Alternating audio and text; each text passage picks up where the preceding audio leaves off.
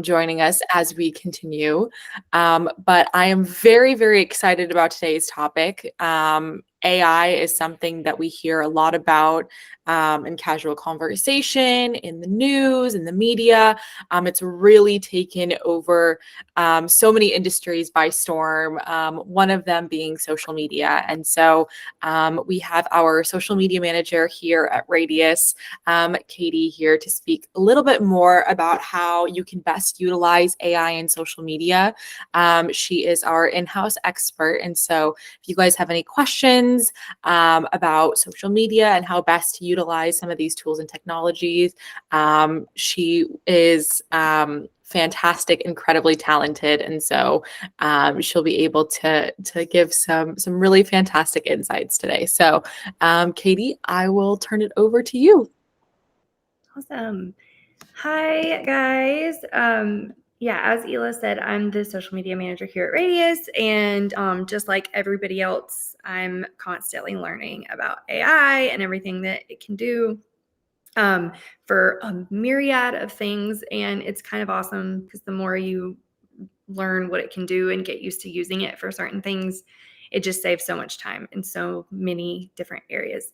And I think there's a lot of like false fear around AI and that it's going to replace people and replace jobs. And like, while some of that is, not entirely false, I think what it can really do is just optimize everybody's jobs and help us work faster and better.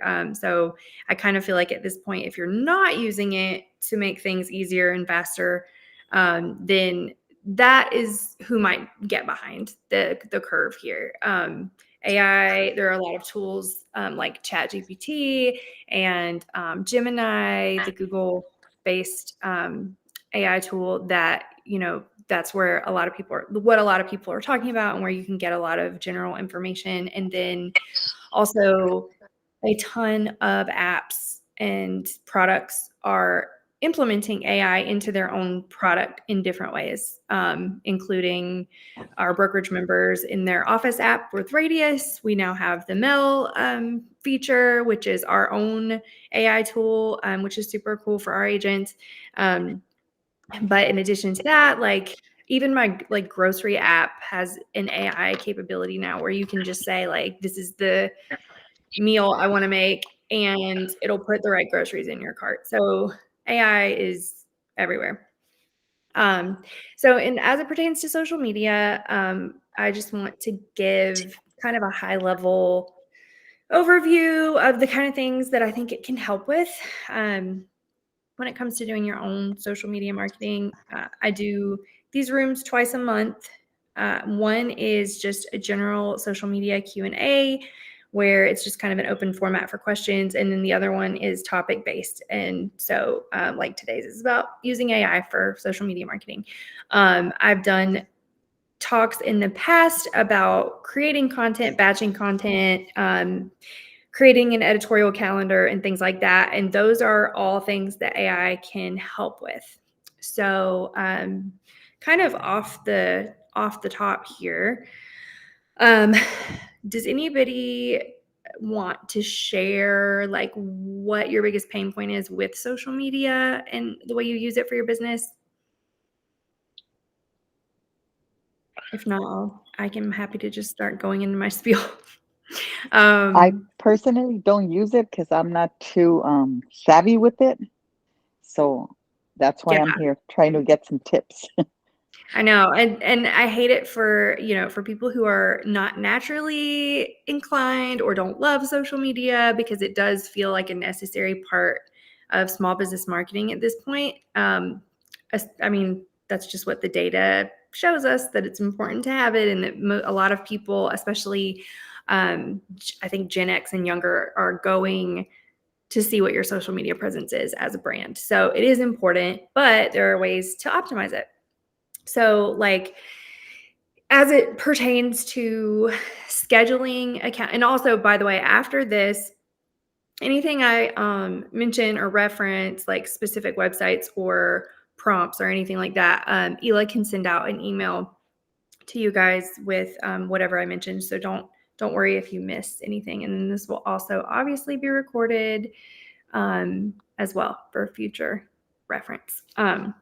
So as with all social media, the first thing, or what I think is the first thing to kind of do, is create your content pillars.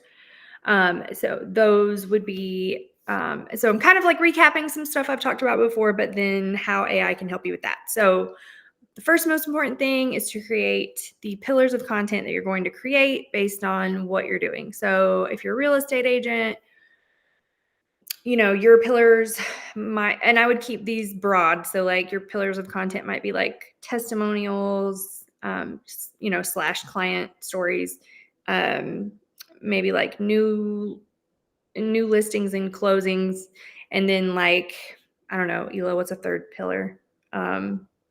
Maybe local Maybe like just like your personal life, because people that follow you, they, as much as they love seeing your real estate content as well, one of the things that we've kind of talked about previously on some of these calls too is just making sure that you're still showing your personality, showcasing what you do in your everyday life and who you are outside of just being a realtor, because that not only enhances your brand, but it makes you more personable to people that are looking to trust you with probably the biggest and most intimate purchase they'll ever make in their lives, which is buying a home.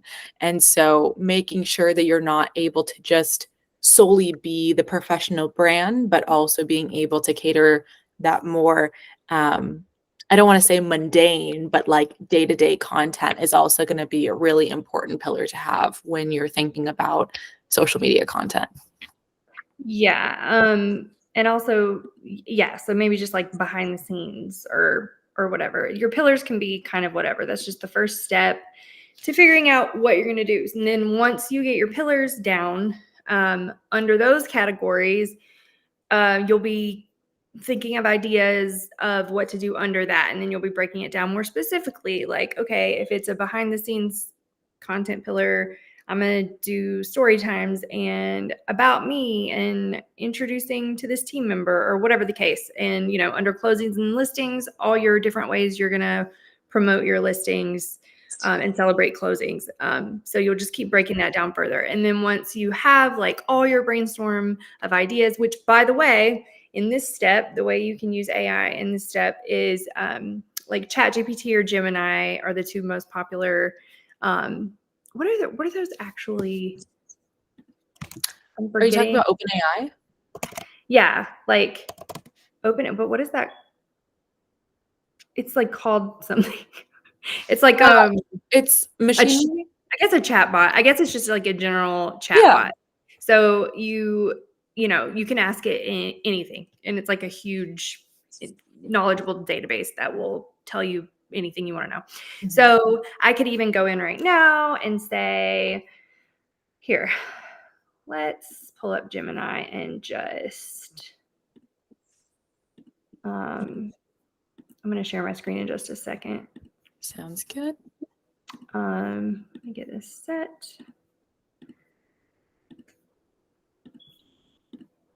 All right. So you can go into one of these chat bots. I'm going to use Gemini.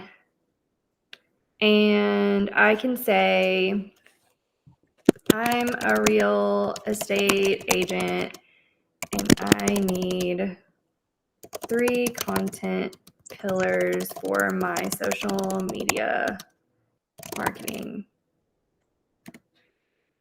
And so this is going to suggest local expertise, market updates, and support. And you can see too how it kind of breaks it down. Can you guys see this? Yes, okay. Mm-hmm. So, I mean, right there is a lot of information. So then I can say, please give me, let's say 20 content ideas for each pillar. And within seconds, it's going to give you literally 20 pieces of content for each of those categories. And then I mean, that's going to take a second. And then you have, in less than a minute, you've got 60 pieces of content ideas.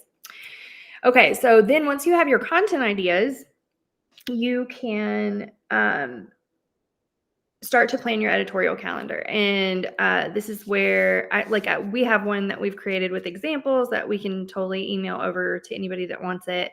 But the possibilities are endless, and AI can help you get there. So then I can say, please create a 30-day social media calendar incorporating these ideas, but only Monday through Friday. And then it will basically tell you exactly what to do. And it has this capability of exporting it to a spreadsheet, which is cool. But I think one of my favorite things, sorry, Katie. Go ahead. I was just going to say really quickly, I think one of my favorite things about AI is that it's not necessarily going to do all of the thinking for you. It's not going to supplement the creativity and the thought processes that, only humans can do. But it really, really helps streamline some of those repetitive tasks that we may not necessarily have the time to do. Real estate agents are incredibly, incredibly busy. Speaking to you all, and that's why I'm glad that you guys took the time out to be here today. But that being said, it means that you need to be utilizing different tools like this in order to help kind of support a lot of the things that you need to do to run your business. And so I think that this is a great example of ways that you can work smarter and not harder. Yeah. Does anybody have any questions yet? Okay. So Alicia, then you got, sorry, I didn't see it. before you move on, Alicia, I know you had mentioned that you don't necessarily use social media, but as you're taking a look at this and everything that Katie's plugging into Gemini, does that kind of make the concept of having social media seem a little less scary? Does it feel like it would be something that would help you get onto social Almost media? definitely. Yes. Thank you for Awesome. that. Awesome. Yeah, I did. And then I feel like an underrated part of learning to use AI is just learning how to talk to it. Like the better you get with prompts, the better it will, or like the better it will give you answers. And there are some. Actually, let's ask it. Please give me the best way to structure a prompt for the best result. And it should give us, it'll give us this information. Obviously, be clear, provide context, but you can say things like there's a template. You can say, specific instructions, desired format, give it a tone. So let's say I am going to use one of these social media ideas. Let's see. Let's say we want an Instagram. Okay, so now we've got our content ideas. We could even go back and say, let's see, let me get an example here. Feature a local charity. Okay, so can you give me an example of how to showcase a local charity with imagery or video and a sample caption?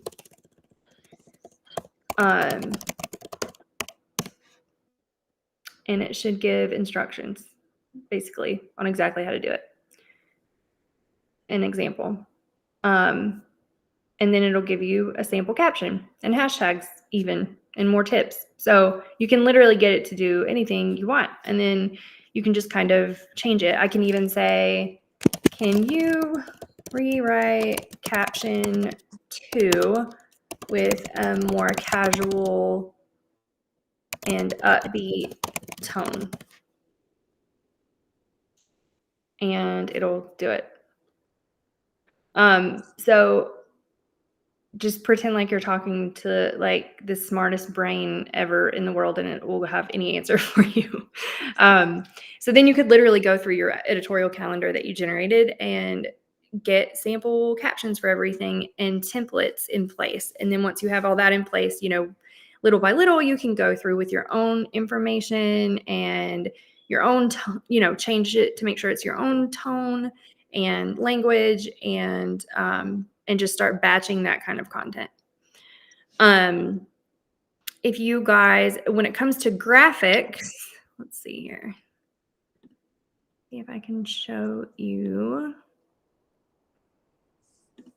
When it comes to graphics, a lot of you, do you guys use Canva, or do you know about Canva for like marketing materials and things? Yes. So Canva has AI within it at this point, and it has a lot of different options there. I don't even know how to use them all yet because there's so many. And now I think Canva has also Canva is like embedded in ChatGPT somehow now. You can actually generate images in ChatGPT, which is pretty new. I think that was like the end of last year that became a thing. And in Canva, let's see if I can open something without having everything crazy here. Okay. You can, let's see. I mean, other than okay, anything that has that little hourglass and the stars here indicates that there's like some AI capability. So these are obviously all templates, but what is let's see, there's a new. Is it the Magic Studio? Magic Studio, there it is. Okay, so if you go to Magic Studio when you're in Canva, there's like a ton of capability here, so I'm not even going to try to start going through it all with you, but you can play around and look. This is all like AI powered stuff. Like you can come in here and expand photos, edit photos. These are some examples of like, you can literally type in teddy bear on a skateboard and it'll generate an image. Like it's using a lot of different AI to generate content for you, all within Canva, which is amazing. So if you have Canva, if you use Canva, go to Magic Studio. You can also, if you're on social media, TikTok, Instagram, you can also go and search like Canva AI hacks or AI tips, AI prompts. Like you can look for all that on social media, and there are entire accounts that dedicate their whole account to educating you on how to use AI for social media and marketing. So that is like definitely take advantage of that, because there's a ton of free education out there. So you may have any questions yet? I'm going to drop some other things in the chat that could be helpful. These are just some other AI-powered tools that have different uses. One thing that is cool to look at, Answer Socrates is a cool site you might want to keep on hand. It will tell you like what people on the internet are asking about, and as it pertains to your industry, and it can help with generating ideas of what audiences are looking for. So there's that. Let's see. I think one of the main takeaways here too is just that there is no getting rid of AI. It is one of those things that and tools that is here to stay. And so the sooner that you all can get more familiar with these tools, the more that you can integrate them into your business and your day-to-day operations, the more comfortable they will start to feel to you, and the less it'll feel kind of, daunting and foreign and what have you. And so I want to make sure that we ask if there's any questions. We do have about 8 minutes left for today's social media mastermind. And so if anyone has any questions about AI, what the difference is between OpenAI and ChatGPT, even though OpenAI is what created ChatGPT. That was a bad example. Excuse me. So you can answer that, Ela, because I don't know. Yeah, no. Any questions surrounding the topic? Let's discuss. Yeah, I'm totally new to AI. I hear it a lot, but like I said, I'm not tech savvy. What would be the best one to use? Would it be Gemini? Or is that the easiest one to use? It's kind of just preference. I've been using Gemini lately just because I like it. But they're both great. I mean, I've used both, and I use both sometimes and just compare. I would just try them both and see which one you Just like. play with it.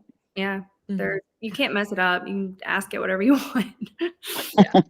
This was my first time actually seeing Gemini, because I hadn't personally used it before, and I was really impressed with the way, especially for the content calendar, how it laid everything out in that nice, easy to read format, because that is something that ChatGPT doesn't necessarily do. They will just, I don't know, that for me, I'm a visual learner. And so being able to see it in that format was definitely easier for me. So maybe if you're starting out, that could be something that would be of importance to you. So I would definitely say play around with both, but I feel like Gemini might be an easier one. Hi, Leon. Hey, Ela, how are you? I'm good. How are you? Good, thanks. So is it true? I know it was at one time that ChatGPT kind of goes to a certain date. I think it's like 2021 or whatnot. As I remember one time I figured I'd give it a shot to help me write a newsletter. And so I was talking about the market. And I'm reading this. I'm like, this doesn't make any sense. This doesn't seem right. And then I dug further in, and the stats were pretty outdated. And I Googling like there's a cutoff period as to the info it has access to. Is Gemini the same, or is that? Here, I'm going to drop an article in the chat that I just found. It looks like, see, because I know ChatGPT did just do an update that brought them up a little further to like 2023. Because one of the things about all of these different AI tools is that because they're all machine learning based code, what that means is that it constantly needs to be fed sources of information in order to be able to answer your questions. And so if it's not being fed current up-to-date sources and data, it won't know to be able to give you that current information, which is one of people's biggest critics and critiques of AI. And so yeah, like Katie said, they just did the update, so hopefully it would be more accurate now. But Leon, I definitely know what you mean, because sometimes when I was typing things into ChatGPT, it would just say, "Oh, I'm sorry, I don't have the current up-to-date information surrounding this." Do you know why they don't just take it up to real time? You would think with something like AI. Yeah, you would think. I think it's because they have multiple versions that just need to get rolled out, like anything. Like how you have your iOS updates and things like that. It's just you would think it would be in real time, but I don't know why. Yeah, exactly. I think it's just the nature of it. I would have to do some more research, but that's my assumption. I mean, with something, let's say, for example, what are some of the hottest real estate topics being discussed on social media right now? The right now part is where you're not Yeah. going to get the right answer, essentially. Mhm. Am I, Yeah. That's where am the I correct in assuming technology. that? I don't know how to answer that exactly. Like as far as the You're all actual good. science of AI, I'm You not didn't sure. write the code? No, I don't know. Like I can get social media prompts, but You're telling me, Katie, that you're not you're not a developer. computer No, science major and you don't know C I haven't sharp and worked in Python chat. and Java. No. My dad works in data science and AI, so that's quite literally the only Go reason ask your dad and that come I'm back. able to speak to a little bit of this at all. But one of the things that really matters when you're typing things into ChatGPT and Gemini is the phrasing. And so, yeah, that right now piece is what will prompt them to be like, oh, I don't have current information. But in general, this is what real estate agents are continuously talking about because it's not necessarily supposed to be a search engine or replace search engines. And so it's just search engine adjacent is probably the best way I could describe it. That it will provide you with information and it will analyze things and collate data and whatnot, but it won't think like a search engine or like an actual human being. Just ask Siri. Yeah, exactly. You could ask Siri, and Siri will be able to pull things. But actually, it's funny that you mentioned that because Siri won't answer the question necessarily. She'll be like, "This is what I found on the internet," and then Yeah, she'll she pull like from searches. Yeah. the search engine. Hi, Athene. I just And Leon, you can Hi Leon, there. have you played with Sorry me? for joining late. No, you're all good. We're just having a little bit of a Q&A discussion at the end, but how are you utilizing AI at all in social media right now? Not so much in social media. I'm using it when I'm reaching out to clients I haven't spoken to in a while, and I'm thinking, oh, what do I say? So I've used it in sort of for email, like when I'm just, yeah, so just in my CRM when I'm sending out emails for, past clients. And I don't know, sometimes it's nice. I don't use it verbatim. It's nice to have it as a reference. And I'm just using the free version of Chat GBT. I don't know. Is Gemini something that's better or more aligned for realtors? Not necessarily. It just looks like overall the reviews are really good about Gemini being slightly like better than ChatGPT. I prefer it lately. I've been using it. I don't know that Mhm. it's drastically different. I linked a couple articles in the chat that compare them. But yeah, in general, And are you using the free version? yeah. And have people really noticed the difference with a paid version versus the unpaid version? I'm not sure about that. I would search around and see like if anybody's done any. I'm sure plenty of people have written on it that have tried both and just kind of see what people are saying, but I'm not really sure. Okay. I think the biggest difference is that with the paid versions, you can upload things and have the AI software analyze like a document or like a photo, Mm-hmm. something like that. And then that's kind of really the biggest difference. But I feel like anything that you're looking to accomplish, especially for our purposes, like if you're using it to write an email or if you need help with a social media caption copy, I think the free version does exactly what you needed to do. Right. And it's not necessarily something that you'd need to have another investment or another cost Right. to be able to utilize it to its fullest.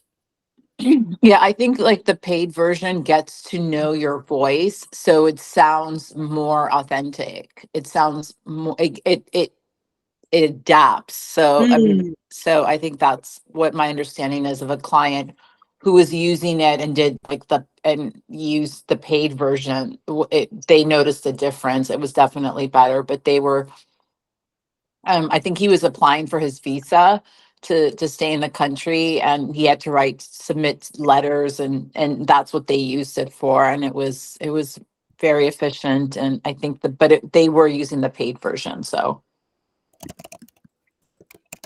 Okay.